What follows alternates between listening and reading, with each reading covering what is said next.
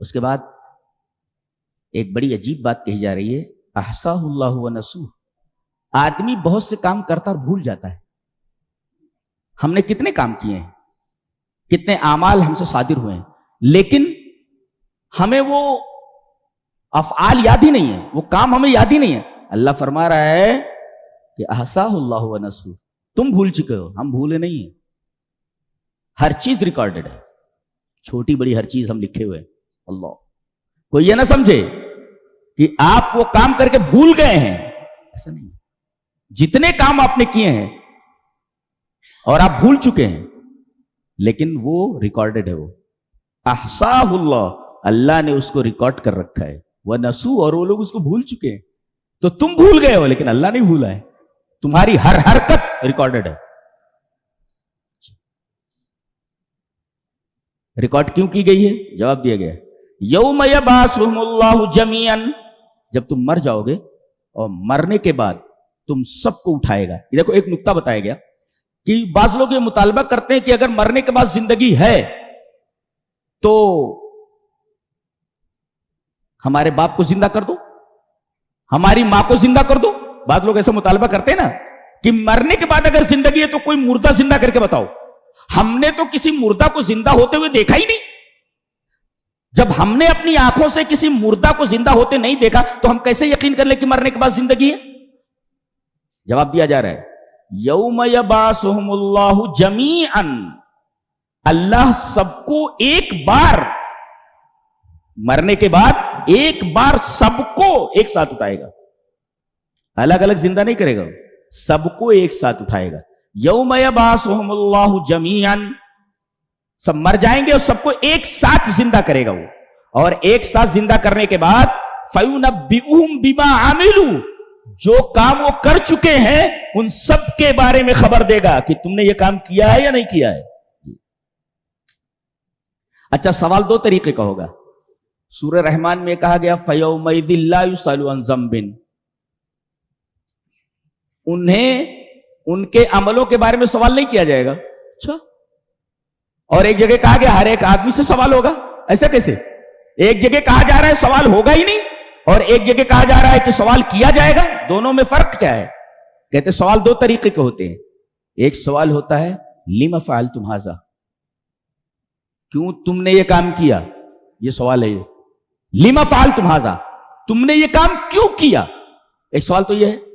اور سوال کا دوسرا طریقہ یہ ہے تم نے یہ کیا یا نہیں کیا.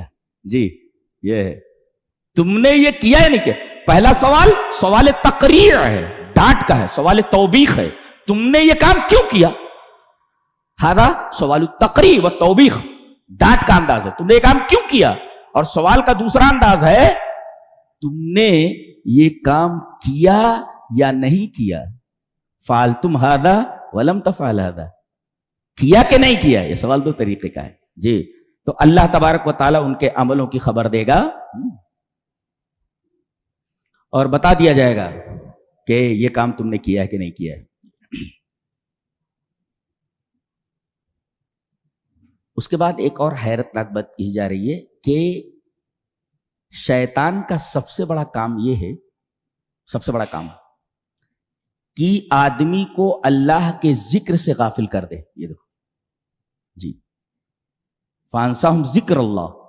شیطان کا سب سے بڑا کام یہ ہے کہ وہ آدمی کو اللہ کے ذکر سے غافل کر دے. یہ کام ہے اس کا سب سے بڑا. کیوں؟ وہ کیوں چاہتا ہے کہ آدمی کو اللہ کے ذکر سے غافل کر دے؟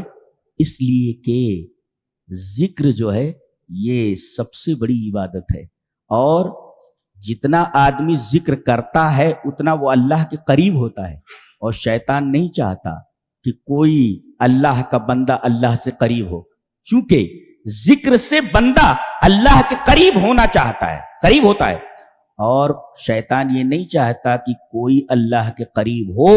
تو ذکر سبب ہے اللہ کی قربت کا، تو وہ نہیں چاہتا کہ کوئی اللہ کا ذکر کرے، تو لہذا وہ ذکر سے روک دیتا ہے، بھلا دیتا ہے، اس کو بھلا دیتا ہے. اچھا، روکتا نہیں ہے یہ، بلکہ ذہن سے نکال دیتا ہے، بھلا دیتا ہے اس کو، یعنی دوسرے کاموں میں اسے الجھا دیتا ہے اور آدمی اللہ کے ذکر سے غافل ہو جاتا ہے. فانساہم ذکر اللہ، ان کو اللہ کا ذکر بھلا دیتا ہے. کہا جاتا ہے کہ اللہ کا ذکر کرو، ٹھیک ہے. اللہ کے ذکر کے کئی طریقے ہیں. سب سے بہترین ذکر کیا ہے؟ افضل ذکر. حدیث ہے کہ نبی کریم صلی اللہ علیہ وسلم فرمایا ما من الذکر،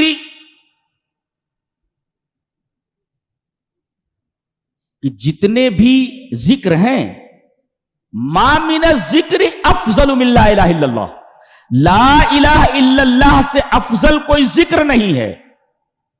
ولا من الدعاء افضل من ذکر اللہ، کہ سب سے بڑا، سب سے افضل ذکر لا الہ الا اللہ ہے، اور سب سے بڑی دعا یہ اللہ تبارک و تعالیٰ کا ذکر ہے.